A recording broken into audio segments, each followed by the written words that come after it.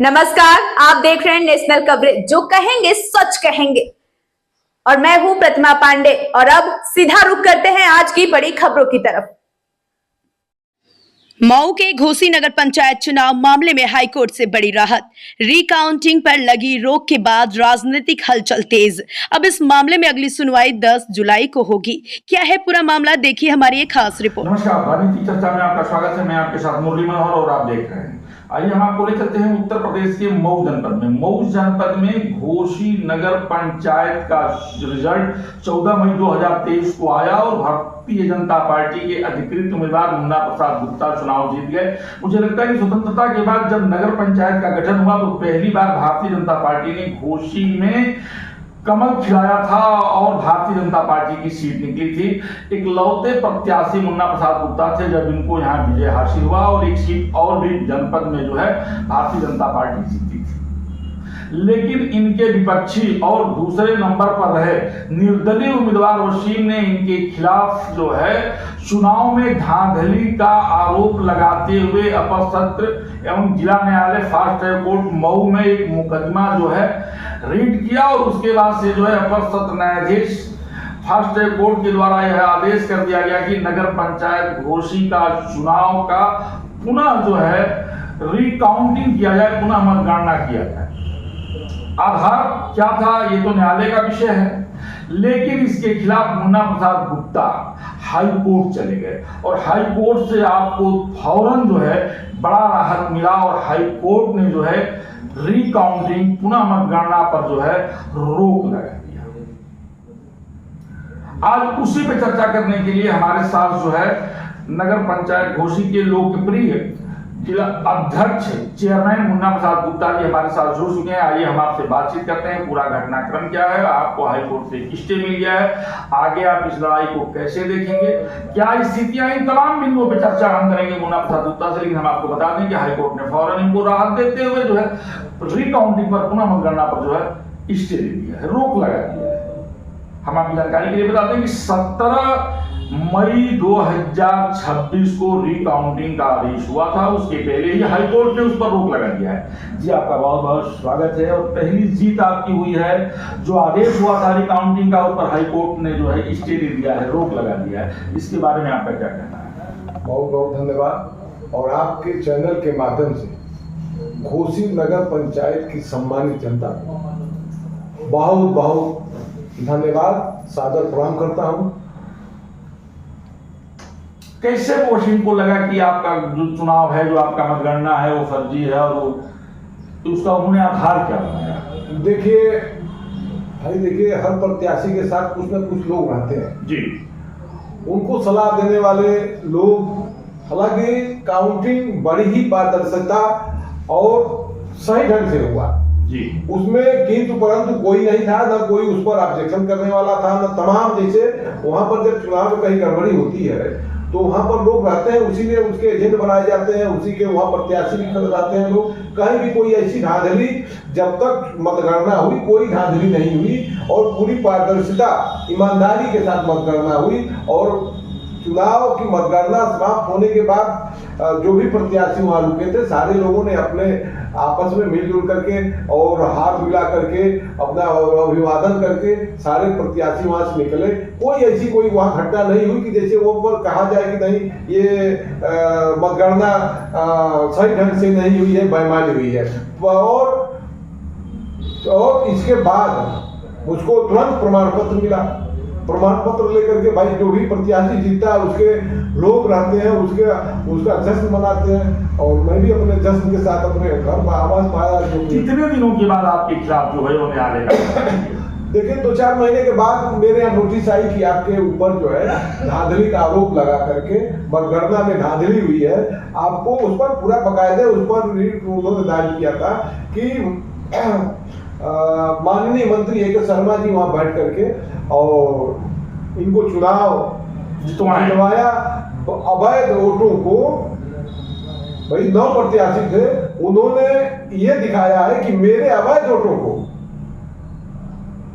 माननीय मंत्री जी के कहने पर दबाव बना करके उसको वैध करार करके और मुन्ना प्रसाद गुप्ता के वोटों में जोड़ करके और इनको जिता दिया गया। कितने मतों से आप चुनाव जीते थे? और मैं चुनाव 397 वोट से जी, लगभग 400 के लगभग दीजिए, 2-4 वोट इधर उधर दीजिए, मतलब लगभग 397 ही है जी। तो जीते थे। कोई ऐसा कहीं कोई कुछ नहीं था। लेकिन 2-4 महीने के बाद मेरे यहाँ नोटिस आ गई कि आप जो है इस तरह से ढांचे से चुनाव जीते, आप फलां तारीख को आपको उपस्थित न्यायालय में होना है। और मैं उपस्थित हुआ और वो केस उनके भी गवाह गुजरे, मेरे भी गवाह गुजरे। गवाहों का जो है तमाम बयान लिया गया। उसमें कोई ऐसा व्यक्ति नहीं मिला उनका गवाह कि कोई यह कह दे कि माननीय मंत्री जी वहां पर मौजूद थे। आंकड़ों और संकलन के बाद यह साबित नहीं हो सका कि वहां मंत्री जी थे। जो आरोप लगाया गया था कि ए.के. शर्मा जी जो है चुनाव स्थल पर बैठ करके, काउंटिंग स्थल पर बैठ करके जो है मतगणना चलाए थे, उसके बावजूद भी जो है अपर सत्र एवं न्यायाधीश फर्स्ट कोर्ट ने जो है रिकाउंटिंग का आदेश दे दिया। लेकिन हाई कोर्ट ने सारी चीजों को बारीकी से देखते हुए जो है चुनाव पर के मतगणना रिकाउंटिंग पर जो है रोक लगा दिया। आपको हाई कोर्ट पे कितना भरोसा है? देखिए, मेरा तो भरोसा लोअर कोर्ट में भी था। ऐसा नहीं है कि मतलब मैं, देखिए, जो कोर्ट का फैसला आया उसका स्वागत मैं करता हूं जी, लेकिन मेरा भी तो हक है, मेरा भी तो अधिकार है जी।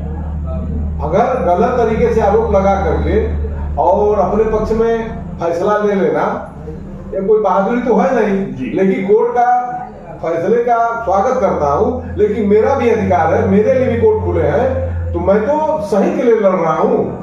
अभी कुछ लोग तमाम मीडिया पर आ रहा है आरोप प्रत्यारोप, सही क्यों चले गए, ये तमाम लग रहा है। लेकिन सही के बावजूद भी तो मुझको जाना, मेरे लिए भी तो कोर्ट है। ऐसा तो है नहीं कि मैं बैठ जाऊं और 17 तारीख को रिकाउंटिंग हो जाए। मैं भी कोर्ट गया और हाई कोर्ट पर, जिसे कोर्ट पर मुझको भी भरोसा था कि मैं सही हूं और मुझको स्टे मिलेगा।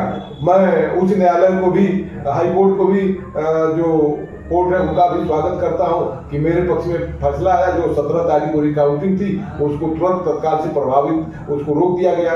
और आने वाले समय में अभी देखिए जो डेट पड़ा है 10 जुलाई जी, 10 जुलाई को देखा जाएगा। अपना प्रमाण वो भी प्रस्तुत करेंगे, हम भी करेंगे। उनके पास कोई भी एक ऐसा प्रमाण नहीं है, मैं बता दूं, एक भी प्रमाण ऐसा नहीं है कि जो प्रमाणित हो। एक भी वो बाद में बना करके लगाया गया है। ना तो उनके पास मतगणना का कोई प्रमाणित प्रमाण है। मीडिया जो कंप्यूटर से निकलता है वही प्रमाण है, जो प्रमाणित नहीं है वो उसी तरह से मान्य नहीं है।